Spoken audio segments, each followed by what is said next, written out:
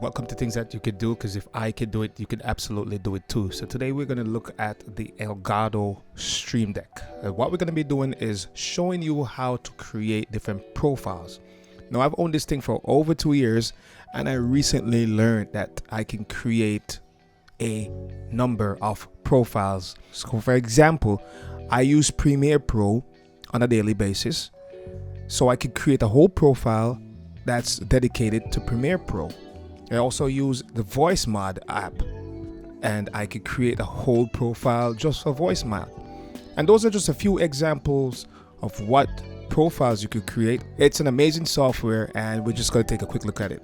Alright, so what you're looking at is the Elgato Stream Deck software. Okay, in order to create a new profile, go over to your left, hit that down arrow, and click New Profile. Now, this will automatically populate a profile called Profile 1. In order to edit profile, you go back, you press Edit Profile, and you're going to find the profile in the list. Double click it, rename it to the profile name that you want. After you rename it, you can click out of the box.